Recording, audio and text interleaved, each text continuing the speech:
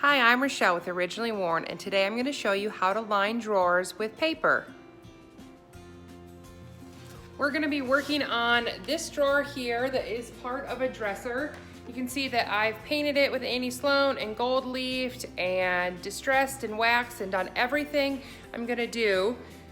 The liner is going to be my very last part. So I actually only have one coat of paint on that part of the drawer, but the rest has 2 or 3 everywhere. So I'm going to show you what we're going to do with it though.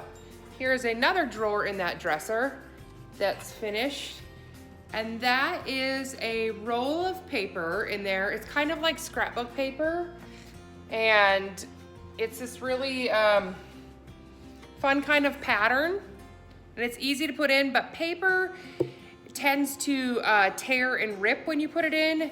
So I also have a video on how to put fabric in drawers, which I like to do a lot because it doesn't tear and rip, but it's a little harder to cut. And of course, I found this paper, I think at Hobby Lobby like a year ago, and I loved it, and I had to buy it anyway, even if I don't always like working with paper. So here it is. This is the roll of paper that I bought at Hobby Lobby that we're gonna use. You can see it is kind of just like scrapbook paper. I think they have it in the paper craft section. I know Michael's carries rolls like this also. Of course, any other kind of, craft store. So here's your drawer, and you're going to take your roll of paper, and you're gonna make sure you want the design as how you pulled the drawer out, what you wanna see. So of course, I want it this direction. I don't want it this direction. This one wouldn't be terrible if it got mixed up, but some other ones would. So you want to allow yourself extra paper on all sides. So here we go. Here you can see I have the roll over the edge on this side and a little bit over the edge on this side, because we're going to cut right on, this line down here. So if you want to be exact, you can put this in a paper cutter or lay it down and do a little bit more exact. I kind of am fast and dirty. So I'll hold it where I know that is enough, and I'll just kind of run some scissors up it. Of course, it's not exact or wonderful, but the rough cut doesn't have to be. So you can lay it down kind of in here, and I try to get a side you haven't cut down into this bottom area here, because really you're not going to see back here 90% of the time when you open your drawer. These drawers are a bit wider. There's a couple options you can do about that when you are using a paper roll. This particular one is wider. Another one in the series, here, I'll show you. This drawer, this was actually, see how it's shorter than that drawer? So I had to cut some off of this one, and it goes all the way to the back. Whereas this one, you could piece in another piece if you wanted to. I'm actually just gonna leave that piece blank like that, because you're never gonna pull your drawer out enough to see. So as long as, here we have it lined up kind of on this bottom here. And then I'm gonna go to the edge, and you're trying not to tear or cause a ton of wrinkles, but you're gonna lightly start to push in and make a teeny crease with your fingernails, and then go over to this side and kind of push over again and make a, oops, we got off track, see? Hold on. Paper rolls, of course, want to curl up. Also, another reason fabric is easier. But this paper was just so darn cute, I couldn't help it. And it looks perfect with this bedroom set. So I got it to push down there. And after you get it, work it a little bit. So I can kind of see if I smooth it flat everywhere around, that this is gonna be a good line. So I'll run my fingernail just a couple times just to make sure that line is good and crisp and it does fit right. We'll do it on this side too.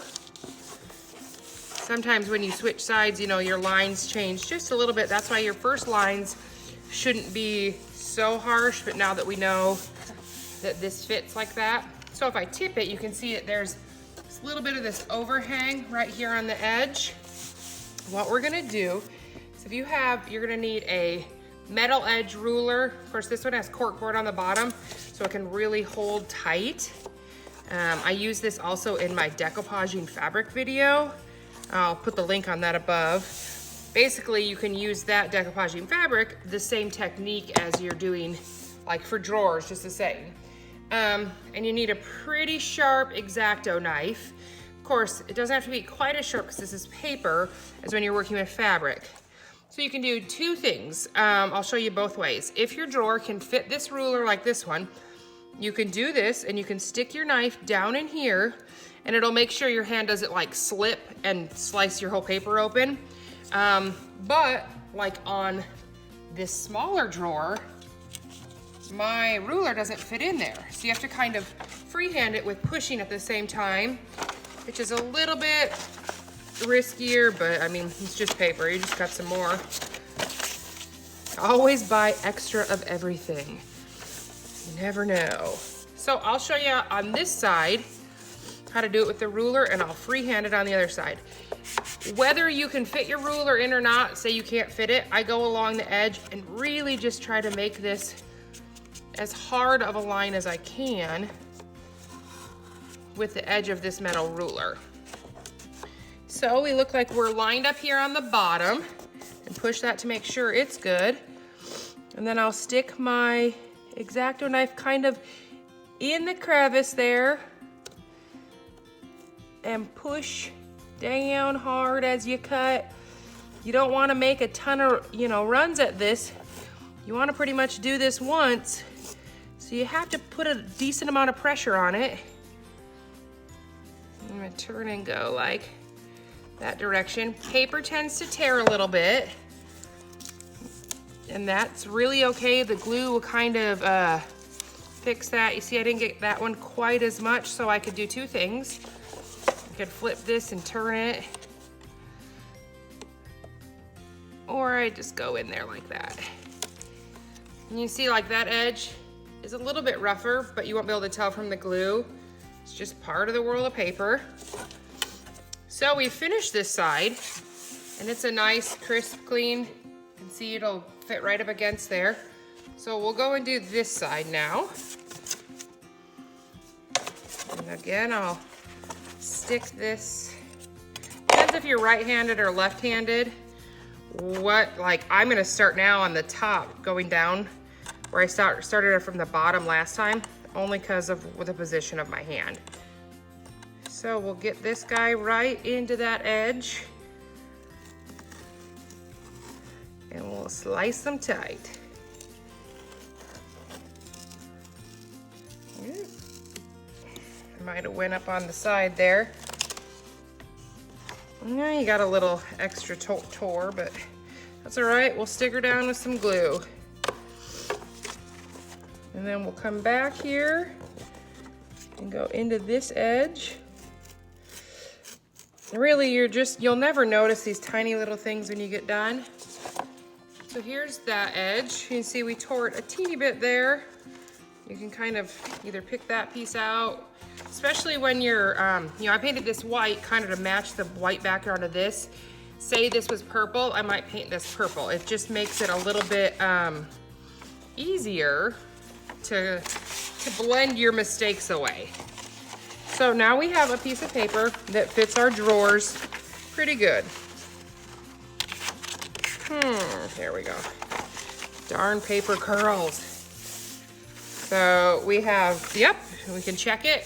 It fits good. I'll show you here if I can move it and fit it. Both sides fit pretty good and close. So you're gonna wanna try to get where you want it, roughly, and you're gonna work, see you got a little piece right there.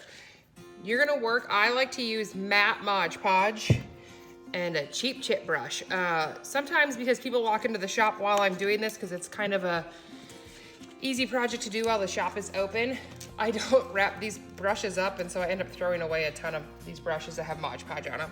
And I'm sure you might be able to soak them and save them, but you know, for $1, it's fine. Oops, I got a hair there. Yeep, there we go.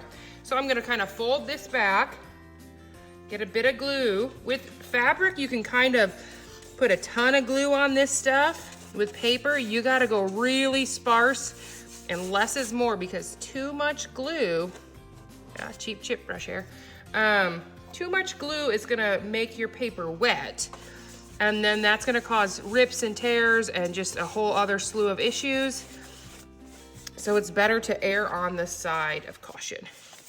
So you see how we kind of get it about halfway, really focusing on the edges. Now I'm gonna try to fit it from the other corner and the bottom, because once this hits this glue, it pretty much is where it goes. So it's a little scary, but it looks like we did. I think this is drawer number, oh, let's see, 6 in this set out of 10. So yeah, I've messed up a few here myself, but so you can see how that stuck down, but this is kind of loose still. So now it gets easier, because the first stick down is the scarier part. Fold it over, but try not to like bend it a ton. Get a little bit more glue. Work quickly, because Mod Podge does not stay tacky for very long. It dries very fast. You're gonna make sure you get it in your edges there. And we're actually gonna go over top of it a teeny bit too, and I'll tell you the different ways you can do that. And then you're gonna work from this side over, kind of like smoothing it out as you go. You don't wanna like push down in this corner up here. Of course, if need be, if you get it a little bit off, you could like if this edge right here, got up there or was wrong, you could trim that off. Worst case scenario, you tear it off and you start over. So I don't know if you can see it on the film, but it's a little bit like bumpy because it's wet. It's got, I got a little bit more glue behind this guy. It's got a lot of glue on it, and we'll go down on that edge. So if you're going to completely seal this top now with glue too, you're gonna wanna wait till this underneath layer dries good. Advantages to sealing the whole top with glue: it'll become more like a plastic, it'll be more protected, it'll tear less, and you can clean it easier. You can put a rag to it, that kind of thing. But for my purpose, I don't like to really do that with paper, because I'm afraid that the paper gets too wet and gets kind of bubbly, and it just freaks me out a bit. So I do that with fabric sometimes, I don't with paper usually. But I do want to kind of come across and hit my edges with a little bit of extra glue, just because they were kind of, a little rough frayed or anything like that. So I've got a little bit of glue on there, and I'm gonna go along. And I haven't waited till this underneath has dried, because I'm just getting these loose edges. And it kind of looks like it bubbles a little bit. Don't be scared. And when you use the matte Mod Podge in this situation, like I showed you, you can't tell that you've only did your edges. Now, if you were to use like a glossy Mod Podge or even the original Mod Podge, you're gonna have to cover the whole thing, because you'll be able to tell where you did and didn't put this on as a top coat. So I'm even gonna do it up there. Like I said, you could match, depending on what type of fabric or print you had, you could match up some more up there. That kind of helps seal that right down there. And we'll let that guy dry, drill some holes for handles, and he'll be done. I hope you enjoyed this video. Be sure to like it and share with any of your crafty friends, and be sure to subscribe to Originally Worn on YouTube. Happy painting!